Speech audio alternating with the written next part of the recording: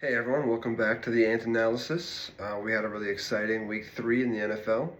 Uh, I wasn't particularly excited for any of the games coming up, but quite a few of them turned out to be pretty interesting. We opened up with Thursday night. It was pretty close. Buffalo did outlast Miami, but Miami put up a good fight. Tua played a pretty good game, pretty accurate, made good decisions most of the game until he had that pick near the end, and that really kind of sealed the deal for them. Otherwise, it was a pretty slow game overall. Went into half tied 14, and I don't think anyone was really expecting Miami to really hold it. Tua played a pretty good game, pretty accurate, made good decisions most of the game until he had that pick near the end, and that really kind of sealed the deal for them. Otherwise, it was a pretty slow game overall. Went into half tied 14, and I don't think anyone was really expecting Miami to really hold into that one. But like I said, that pick really took him out of the game. Tua was 22 for 34 for 146 yards, 2 touchdowns, and that costly pick. Achane had 12 rushes for 62 yards on the ground. Gordon had 9 rushes for 38 yards and a touchdown.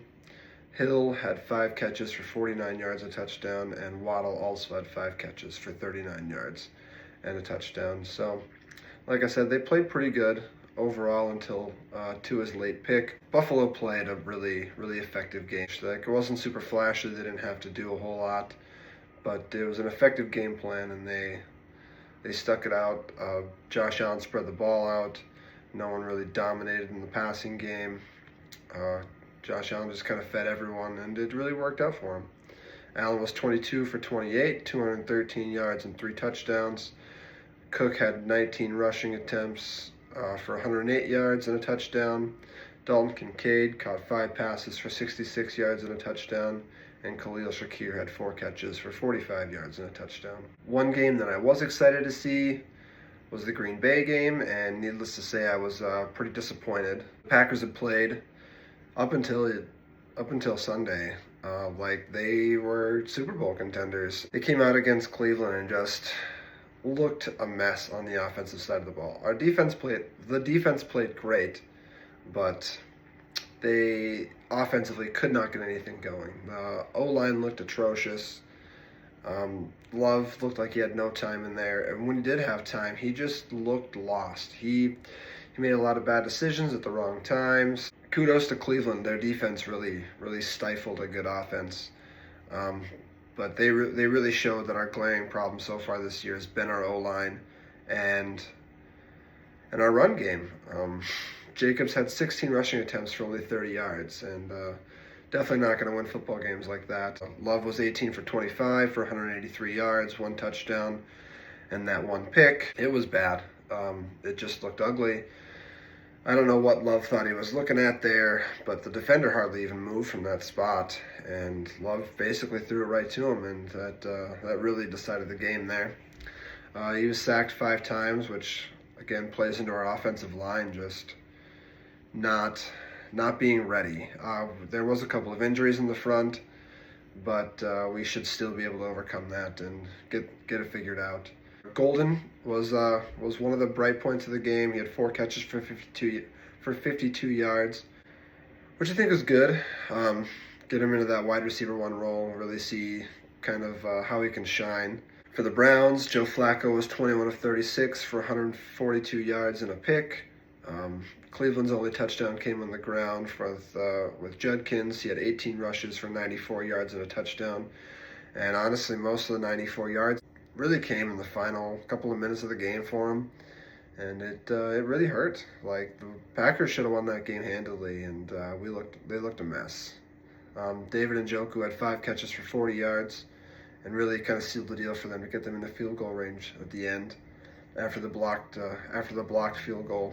Tampa versus the Jets was another good game. It was pretty exciting for most of it. Very methodical drives. What a crazy way to end the game, though. Jets block a field goal for a touchdown, and then the Bucs come back just to kick a field goal and win it anyways. It just shows you that Baker Mayfield's really kind of blossomed into that franchise quarterback guy for the Bucs, and it's nice to see. Tyrod Taylor was 26 of 36 for 197 yards, 2 touchdowns. He also ran 8 times for 48 yards, and he had a fumble.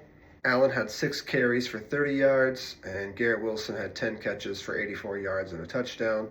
For the Bucks, Mayfield was 19 of 29 for 223 yards, 1 touchdown, 4 carries, and also had 4 carries for 44 yards. Bucky Irving had 25 rushing attempts for 66 yards, and Emeka Egbuka had 6 catches for 85 yards, and Shepard had 4 catches for 80 yards. Otherwise, pretty exciting game. And yeah, you really can't ask much more out of either team. It was down to the wire. Bucks kicked a walk-off field goal to win it. So, Lions-Ravens Monday night, I think, was pretty much what everyone was expecting it to be. A really exciting game, kind of start to finish. Pretty evenly matched. Good offenses versus good defenses. Definitely early Super Bowl favorited teams on both sides for the NFC and AFC.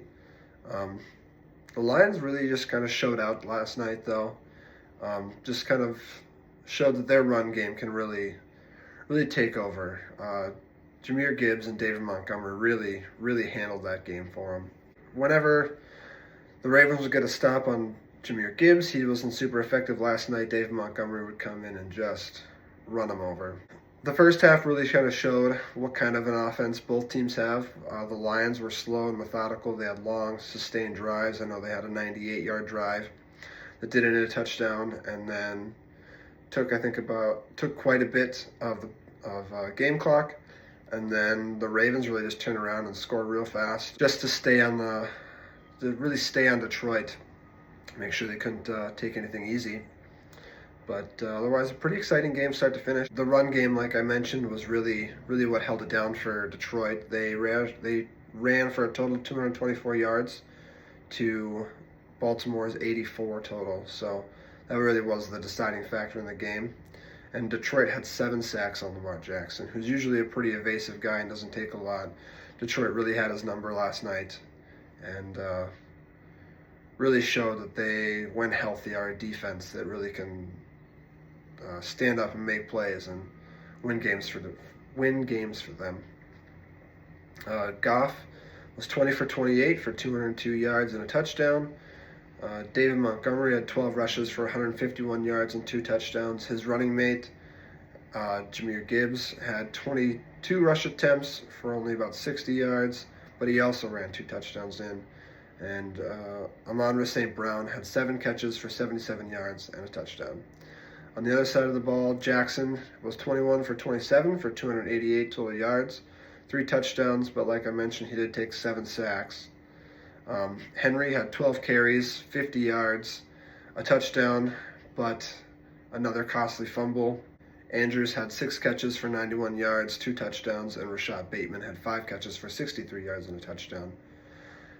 This, I think, is the first time in Henry's career he's fumbled in 3 straight games, especially late in all of them, and it's really cost the Ravens both of their losses this year, it seems like. So we'll kind of see if Henry can get that ship corrected and how it'll go. Other notable things from the week: the Vikings defense and special teams really balled out.